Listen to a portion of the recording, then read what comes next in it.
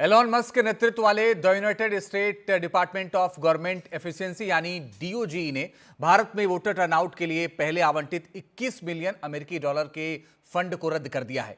इस फैसले के बाद बीजेपी ने यूपीए और कांग्रेस पर हमला किया है। पार्टी की ओर से कहा गया है कि इस कदम से पता चलता है कि पूर्व सरकारों ने देश के हितों का विरोध करने वाली ताकतों के जरिए भारतीय संस्थानों में घुसपैठ को बढ़ावा दिया।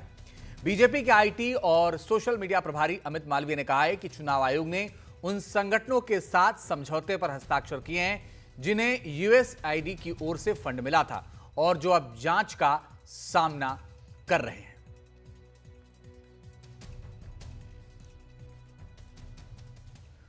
और बीजेपी नेता अमित मालवीय ने क्या ट्वीट किया है वो भी आपको दिखाते हैं। उन्होंने लिखा, वोटर टर्नआउट के लिए 21 मिलियन डॉलर क्वेश्चन मार्क लगाया और आगे कहा, निश्चित तौर पर यह भारत की चुनावी प्रक्रिया में बाहरी हस्तक्षेप है।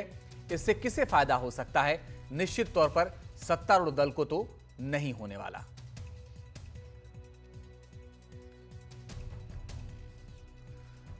अखिलेश शर्मा हमारे सहयोगी ज्यादा जानकारी के लिए इस वक्त सीधे जुड़ रहे हैं। अखिलेश, जो भी वो फंड मिल रहा था, कई देशों को मिल रहा था, उसमें उस फंड को रद्द कर दिया गया जिसमें भारत भी है। अमित मालवीय ने अब ट्वीट करके यूपीए पर निशाना साधा है। जरा पूरी खबर समझाइए कि कैसे ये फायदा हो रहा था, इससे अब क्या नुकसान हो रहा था, क्या था ये? देखिए, जब राष्ट्रपति ट्रंप ने जब से सत्ता संभाली है तो उन्होंने ये कहा था कि जो फिजूल खर्ची है सरकार की ओर से, जो अमेरिकी करदाता है उनके पैसों की बर्बादी नहीं होनी चाहिए। तो उसी श्रेणी में उन्होंने डॉज बनाया है जो कि इलॉन मस्क की अध्यक्षता में बनाया है।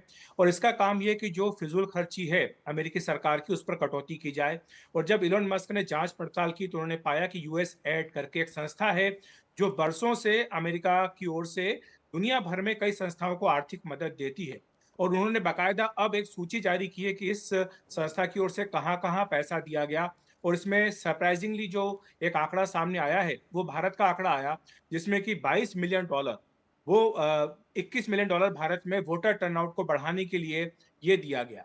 तो इस पर सवाल पूछा जा रहा है कि आखिर भारत में अगर लोकतांत्रिक प्रक्रिया चल रही है, भारत में चुनाव हो रहे हैं जिसमें कि वोटर टर्नआउट को बढ़ाने के लिए न केवल चुनाव आयोग बल्कि मीडिया और पॉलिटिकल पार्टीज खुद अपनी ओर से प्रयास करती हैं कि लोग अधिक से अधिक संख्या में बाहर निकल कर के वोट डालें। तो ऐसे में अमेरिका की संस्था को 21 मिलियन डॉलर देने की यहाँ पर क्या जरूरत पड़ गई थी, ये सवाल पूछा जा रहा है। अब इसके बाद जो बीजेपी आईटी सेल के प्रमुख अमित मालवीय, उन्होंने एक और चीज निकाली। उन्होंने कहा है कि ये एक एमओयू साइन किया गया था 2012 में, जब एसवाई कुरैशी मुख्य चुनाव आयुक्त थे।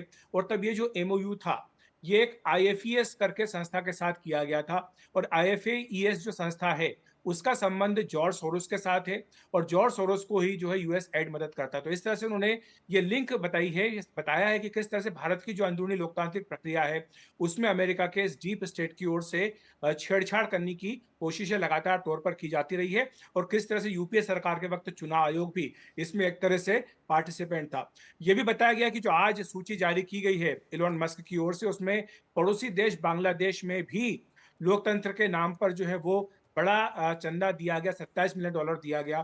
और हम सब ने देखा वहां किस तरह शेख हसीना का तख्ता पलट किया गया। तो इसीलिए सवाल पूछा जा रहा है बीजेपी की ओर से, क्या भारत में भी यही करने की कोशिश की जा रही थी? अखिलेश, एक चीज और बताइए कि आपने एक संस्था का नाम बताया जिसके साथ एग्रीमेंट था, तो क्या ये जो पैसा था, अमेरिका जो दे रहा था पैसा, वो उस संस्था को मिलता था?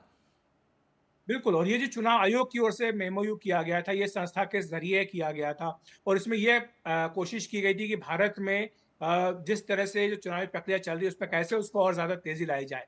इसमें सवाल ये भी उठ रहा है कि क्या भारत के जो अपने चुनाव का आयोग का डेटा है, क्या वो शेयर करने की बात भी थी इस एमओयू के तहत, क्या थी और क्या नहीं थी। इस बारे में जांच पड़ताल होनी चाहिए और सारे तथ्य अब सामने आने चाहिए। क्योंकि ये अब बिल्कुल स्पष्ट हो चुका है, जब इलॉन मस्क खुद ट्वीट करके कह रहे हैं, जो कि डॉज के प्रमुख हैं, कि यूएसएड की ओर से भारत में वोटर टर्नआउट बढ़ाने के लिए 22 मिलियन डॉलर दिया गया था। ये बड़ी रकम है और इस बड़ी रकम का इस्तेमाल कहां पर और कैसे किया गया, ये इसकी छानबीन भी होना बहुत जरूरी है।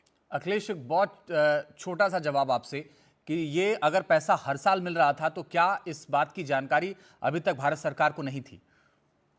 नहीं, देखिए, भारत सरकार के पास इस तरह की जानकारी नहीं होती है कि एनजीओ को कहां से क्या पैसा मिल रहा है। लेकिन जब उनको ये जी। अपना आईटी रिटर्न वगैरह फाइल करने होते हैं, तब हम्म। वो जानकारी अपनी ओर से देते हैं। और जी। आपको याद होगा कि जब से मोदी सरकार आई है, गृह हम्म। मंत्रालय ने कई ऐसी संस्थाओं से हम्म। न सिर्फ नोटिस दे करके ब्यौरा मंगाई कि उनको चंदा कहाँ से मिलता है, बल्कि कई के कंट्रीब्यूशन पर रोक भी लगाई। जी, ठीक है। आप नजर बना के रखिएगा अखिलेश, आगे लगातार आपसे अपडेट लेंगे। तो अमित मालवीय ने सवाल उठाया है और ये कहा है कि जो पैसे लिए जा रहे थे उससे पुरानी सरकारों को फायदा होता था, जो उस वक्त की सरकारें